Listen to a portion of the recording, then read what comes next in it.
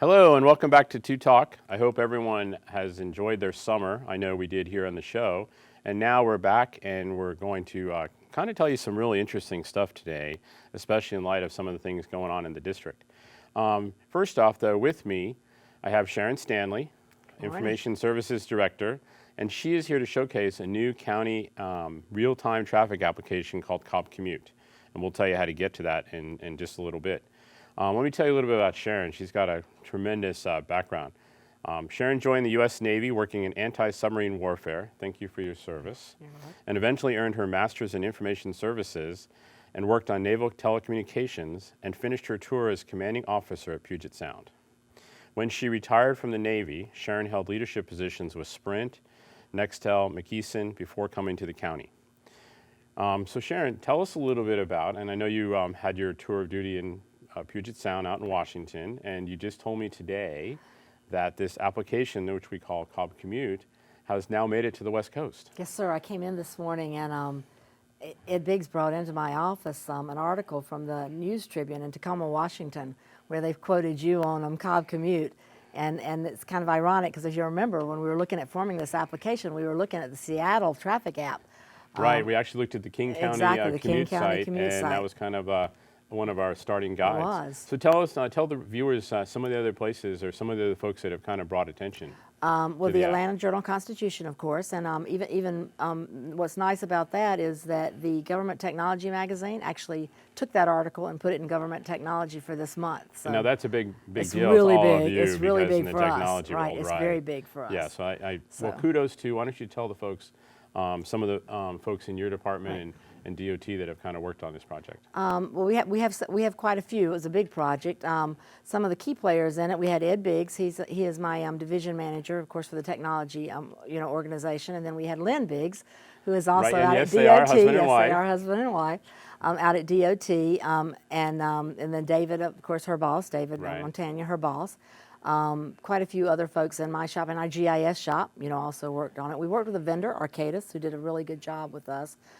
Developed it really quickly. We went with kind of an agile, concept to get it out there quick. And then well, let's talk a little bit about and there was some importance about the time.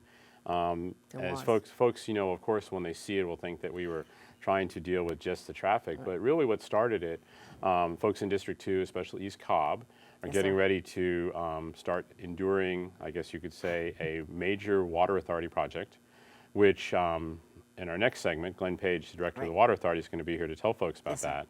But basically, what the application, what kind of started the whole thing was an opportunity for DOT and IT to get together and be able to present to the public where the traffic congestion was going to be. Exactly. So without talking about it, why don't we go to the screen and we'll show folks a little bit how it works. Very good. So we have two versions of this, as you're aware, Commissioner Ott. We have the desktop version and the mobile version. This one is the mobile version. Right, which we can tell because of the green bands. Exactly. We've made them two different colors, so you can see. We envision that someone would look at the desktop version before they left home. It does have a few extra items on it. It has a link to the Georgia GDOT 511, as well as where you see here, we have a locator button. In the left-hand corner there on the... Right up here. Yes, sir. And on the desktop version, we actually have, you can type in an address. Right. Where you want Now, to go. and what folks need to know is that you don't have to worry about loading each one. Correct. You go to the website, and the program itself determines the screen size. Exactly. And then it loads the appropriate, whether it be the mobile or the desktop The correct version, yes, sir. Okay, so let's tell folks how it works. So what we've got is what the website will actually give you is both road status conditions and speeds, but also road status conditions as far as what construction, what impact areas are going on. As you mentioned, the Water Authority project was the first thing that we actually looked at. So if you look at the impact areas here, you'll see actually that is one of the major impact areas. Right, listed right up there as the first item. And what an impact area is for us is basically an area that we know will affect, traffic patterns, will have an impact on citizens. And a much bigger and area. a bigger scale. Right, okay. We also have closures. So now what happens if you touch that? And this will give you the detail. And then we can go to the map and it'll take us to the actual location. And you go to the map and it will take you to the location. On the desktop version, Some of this is persistent. It stays up on the screen all the time. We tried to use the real estate we have in a mobile device, so some of the data only comes up when you actually, touch the screen at the bottom. But on a mobile version, you'll see this up. But you can look at this and you'll see things like, if we selected this, you'll see it, the restriction construction area is loading. It'll tell you what's there. It'll give you the details if you go to the details of it. Now, an interesting thing to point out here is those folks that are receiving my Friday update, this is what's been in text on that Friday update every week, and so now that same information is going to be displayed graphically. Yes, sir. The other nice thing about this is that in addition to this information, you have, as you zoom in, you have your traffic cams. Okay, and those are the cameras that folks see on top of the traffic signals, and that's giving pretty close to real-time information. It is. On the desktop version, you also, because you're planning your route, when we assume you're planning your route, when you look at the desktop version, we also have the Georgia GDOT changeable message signs. Right, so the reader board signs that they see on the highway, They're and on those there. would be depicted on the interstate and in little rectangle boxes. Right, exactly. Okay. The other nice thing that's on here, if you look at these interstates, the interstate that's on here, you see here, this is GDOT information. I said that the desktop version has a link to 511. We use the 511 data on the mobile version. It just doesn't have a link to take you to it.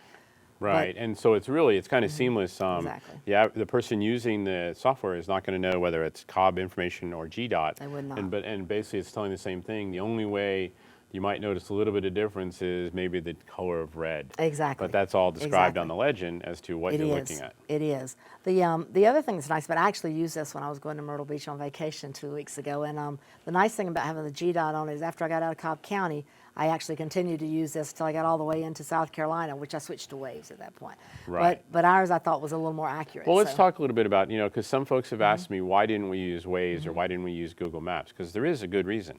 There is. The Waze particularly we don't use because that's all user-reported data, but it's very transient. It stays on there for a very short period of time after it's reported. The speeds also are done by in Waves by the users that have been in Waves before, right? It knows who they are, okay. and it does their speeds. These are actually a very complex algorithm that we have out there in DOT. And how is DOT, because this is all going through the Traffic Management does. Center. It does. So how is DOT getting this information for the traffic speeds? We have a system out there that uses Bluetooth technology, and what it does is there's an algorithm. It's out at the different various sensors out on the different arterial roads, and we're adding more. And what it does is it uses the MAC address on a phone. It doesn't know who you are. Right. There's doesn't know who just you the are. MAC address for Just everyone's uses the information MAC is address, like a yeah. serial number, Exactly. but it doesn't have any personal It's information. not associated Right. with you at all. It doesn't have any personal information at all. We track it, kind of the speeds it goes, but the unique thing about our DOT Bluetooth application is even more than some of the Google apps. It's got an algorithm for taking out, say, you went to Town Center and stopped for 2 hours because you wanted to go. So it doesn't say that the road's taking 2 hours to get from A to No. B, right? So it takes that into consideration, which is very good. So it makes ours very, very accurate most of the times with those. So Well, now one thing folks will notice on the picture we have on screen here is we have the red, the green, and the yellow, just like you used to on the GDOT Exactly. site. If folks wanted to know, say they were from out of the area, how would they know what those mean?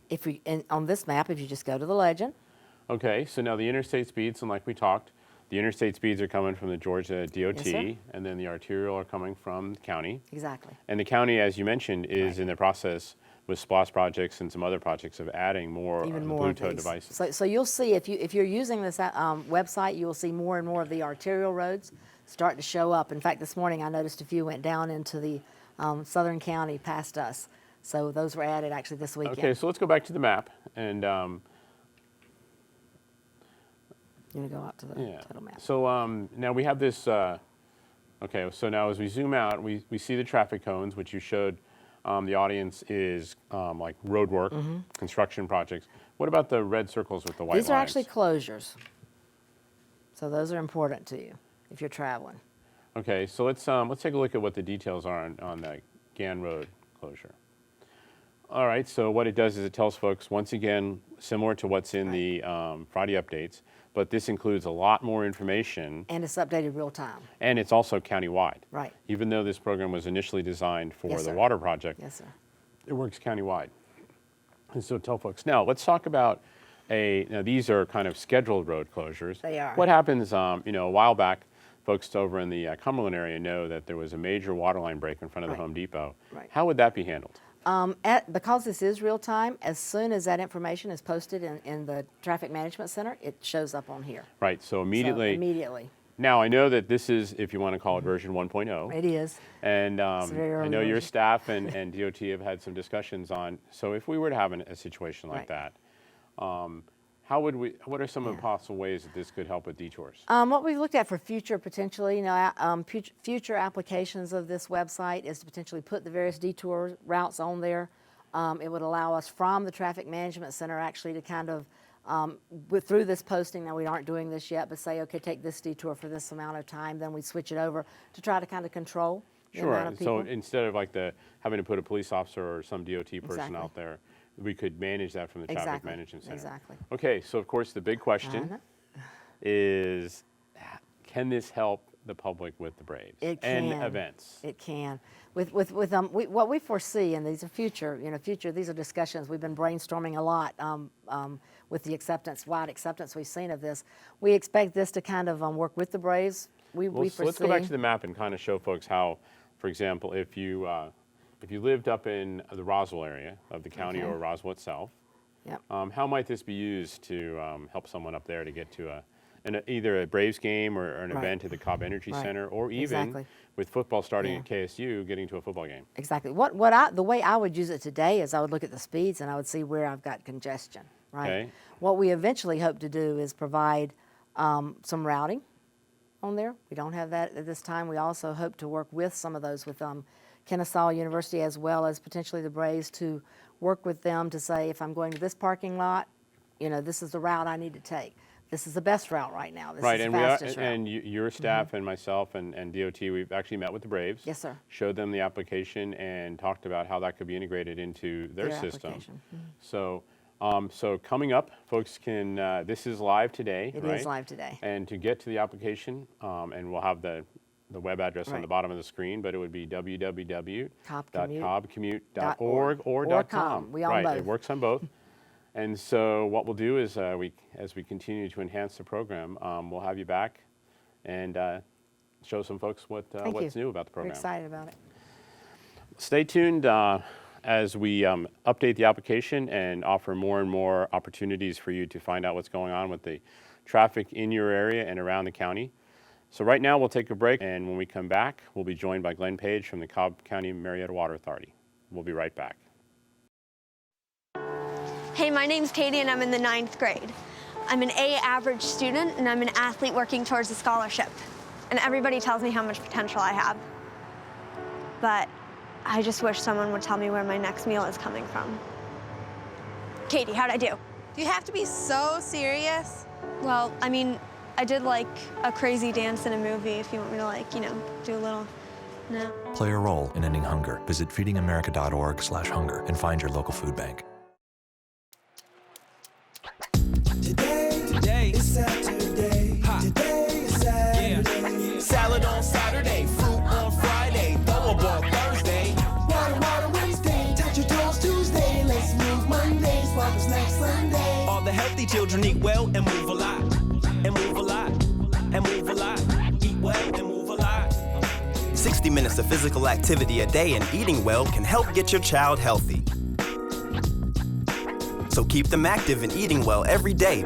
Skip a rope Saturday, freeze tag Friday, tap dance Thursday. Whole grains Wednesday, try a veggie Tuesday. Let's move Monday, split the sweet Sunday. Eat well and move a lot. Today is Saturday. Today is Saturday. All the healthy children, all the healthy children. Get ideas. Get involved. Get going at letsmove.gov. That's letsmove.gov. Welcome back, and I'm sure that especially those folks in the East Cobb area of the district have seen the electronics road signs along Lower Roswell Road regarding the Cobb County Marietta Water Authority project. Glenn Page, who's the general manager of the Cobb County Marietta Water Authority, is here to give us more information on that project. But before we do that, let me tell you a little bit about Glenn. Glenn has worked for the Water Authority for 28 years, serving as a project engineer, assistant general manager, and the general manager since 2007. Prior to working at the authority, He worked as a design engineer and a project manager for 2 engineering firms. He's a registered professional engineer and a certified water distribution system operator. Glenn, tell us a little bit about the upcoming waterline project along Lower Roswell Road in Terrell Mill. Like 2.5 years, right? So it's a pretty big project. Right. Actually, it's the largest from a financial standpoint, as well as the most complex waterline project that the Water Authority has ever attempted. It's designed with 4 purposes. The first is that we're going to replace some 50-plus year old pipe that currently exists in Lower Roswell and Powers Ferry Road. That pipe is a 30-inch, 24-inch, and 20-inch pipe. And so we're increasing the size. That's the second purpose. It's going to provide for future demands, and also to get water to areas of the county that have developed further than were the case when we had built the original lines. Now, one of the things I got a lot of questions from folks in the district. Well, this is for the stadium. Absolutely. This has been in. Now it will help the stadium, but Right. This has really been in the planning stages long before the stadium was announced. That's right. It's been in our capital plan for about 5 years, and we expect an increase in demand of about 1 million gallons per day, 1 million gallon per day during those baseball game days. That's a drop in the bucket to us. We have a capacity of 158 million gallons per day, so we don't need a new line to get water to that area for that. The third purpose is to improve the reliability of water supply primarily to East Cobb, Marietta, Smyrna, as well as the Cumberland Community District, where there's a tremendous amount of commercial activity. And one thing that folks may not know is that there in the county there's the Water Authority, right, and there's the water system. Now, right. The water system is part of the Cobb County government. Correct. The Cobb Marietta Water Authority is a separate entity, and you all actually are the wholesalers. You're the ones that get the water out of the reservoirs or the river and treat the water and then sell it wholesale to the Marietta water or the Cobb water system. And the Marietta water system. Right, and the Marietta and Smyrna. Yeah. So you all are doing, part of this is for your supply network to the different communities. Right. The pipeline is a 54-inch pipe. That's a big pipe. It's the largest finished water line that we have in our system. We have some other 54-inch lines. Has an anticipated life for 50 to 100 years, so most people that watch this line being constructed will not see the replacement, you and I included. I'm sure they're going to be happy about that. That's right. Another thing people need to understand is this is not a line that will receive a lot of maintenance. Small distribution lines have taps for customer services. No customer service taps on this line, and very few outlets. It's integrated with Cobb County Water Systems Network, and they are somewhat partners in this because we always design together when we're building pipes within Cobb County. It's approximately 6.1 miles from one end to the other. Okay. It's going to take, as you said, 2 years to complete, a little over 2 years to complete. It's going to start at the intersection of Lower Roswell Road with Indian Hills Parkway and Cove Drive, and move in the westerly direction all the way to Highway 41 just north of Terrell Mill Road. It's the first pipe of a 2-phase project. There will be a West Cobb phase to begin in 2018-2019 timeframe that will take this water further west, actually to the southwestern part of the county, thus the Southwest Connector project. Okay. All right. The phasing of the project, it's going to be built, current plans with our contractor is it's going to be built in 3 phases, and the first phase is imminent. We're going to begin work Labor Day week. September 8th will be mobilization day for the contractor. Which is what the electronic signs have said, starting September 8th. That's right. And the first work done, it will be kind of like ants running around doing a little bit here and there, and we won't begin construction until a week or so after that. Well, and one of the things you and I have talked about when we discussed this project, and I mentioned it to some folks that I've met with in the community, is that initially they're going to say nothing's happening. Right. But there is really a whole lot of stuff that's going on, and so people need to know that even though it may not be holes in the ground, there is a lot of stuff going on. Right. There are a lot of utilities in this corridor. There's a major AT&T cable. There's sewer lines that are in conflict. We have our existing water line that's in conflict, and so there's a lot of potholing and underground work, and I believe that our contractor is also planning on using a ground penetrating radar system to get definite locations both side to side and vertically, so that we know and some where of our that's already been conflicts are. done because folks that drive in the area can see the different colored markings on the road. So some Right. of that location's already been done. Right, and we've also drilled for rock, so we know where to expect rock, which can slow the construction down. So we're starting that first phase just west of the old Canton Road intersection with Lower Roswell Road. And that phase one of our project will move westerly toward Powers Ferry Road. And a second crew will arrive sometime in the first part of October. Okay. And that crew will begin work at Powers Ferry, moving westerly toward Highway 41. That work will be done, all of that work is going to be primarily in the outermost westbound lane of both Lower Roswell Road for phase one and Terrell Mill Road for phase two of our construction. Right. Just after we leave the Powers Ferry Road area, though, we go cross country. We get off of the road to avoid the intersection of the new interchange work that's being done for the managed lane at Terrell Mill and I-75. Right, and there's a lot of folks that may not be familiar. I mean, they've seen the bridge work and all that along 75, Right. which is the new managed lanes that the state's building, and there's actually an exit at Terrell Mill. So Right. that whole interchange there is forcing you to kind of go off the road, like you said, cross country, and Right. have to go under 75, but kind of through the terrain. Right. And then there will be a third phase that will begin spring break of next year. That will include a closure of Lower Roswell Road. We'll talk about that later as we develop that plan and be Right, able to communicate detour routes. And that's one of that the kind things that I know a lot of folks, because of course, as we've discussed before, the most critical, if you want to say it traffic-wise, is that section of Lower Roswell where there is 2 travel lanes with a turn lane. But what folks need to understand is that's phase 3.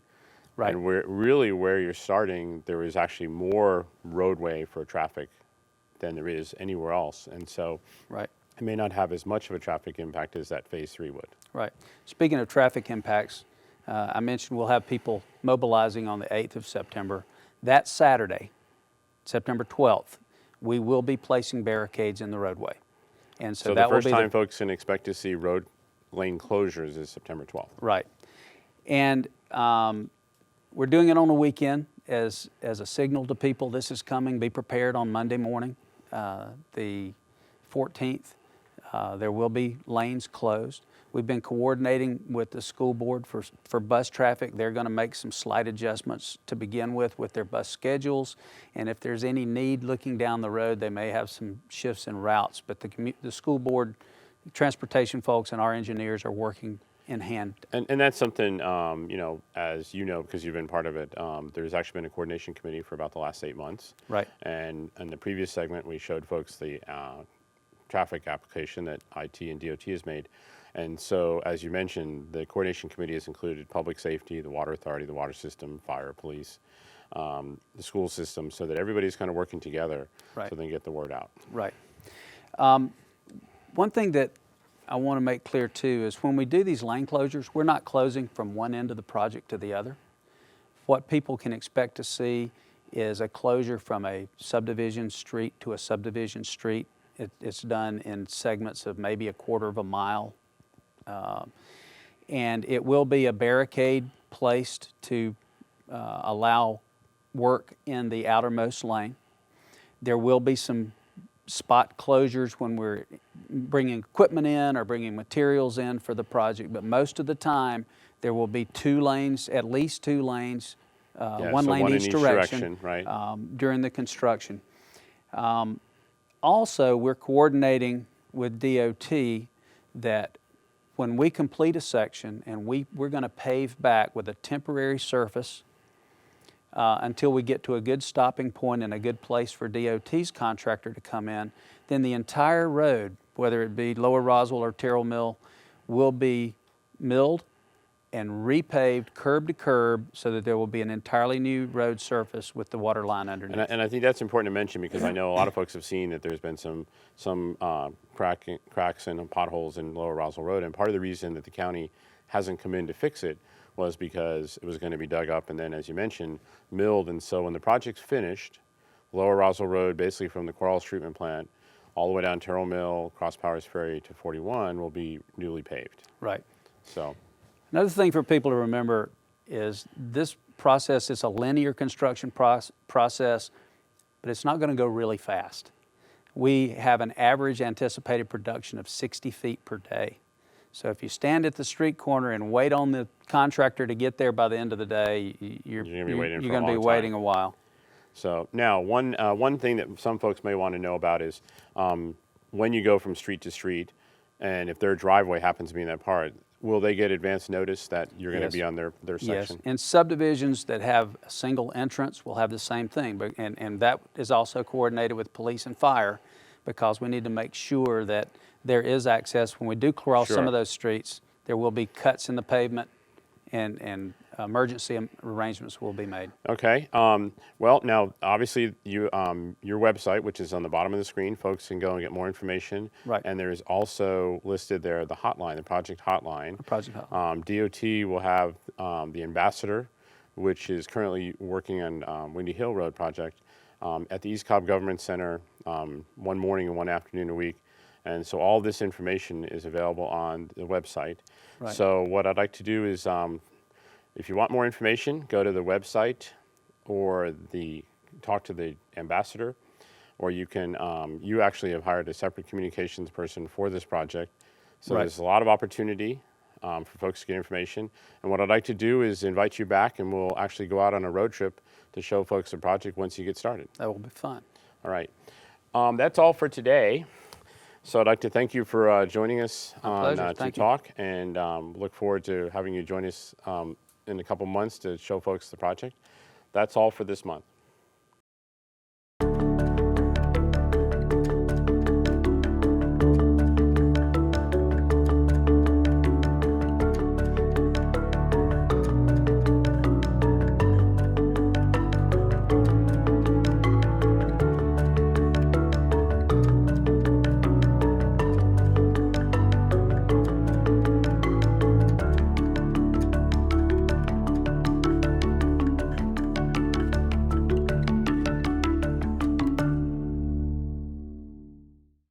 But it would be safe to keep your distance until the no secret that laughter makes you smile. Reliable sources say that chicken soup has found their way out of this dangerous, but until they are returned.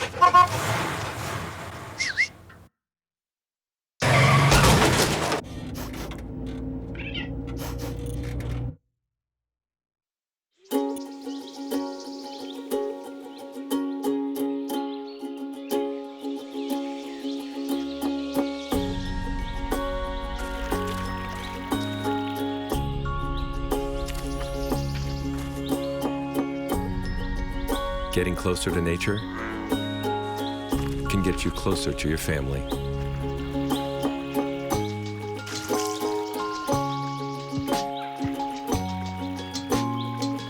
Go to discovertheforest.org.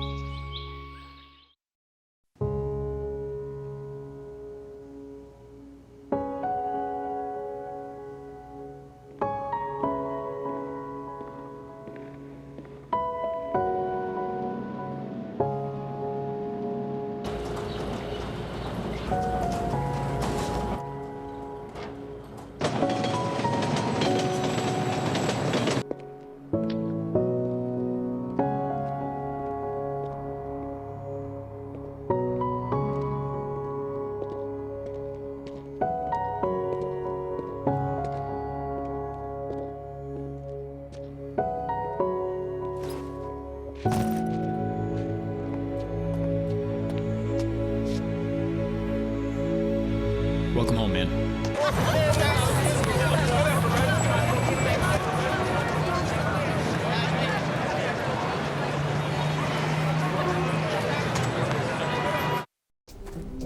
When you throw away money on wasted electricity, you're throwing away everything you could have bought with it. Saving energy saves you money.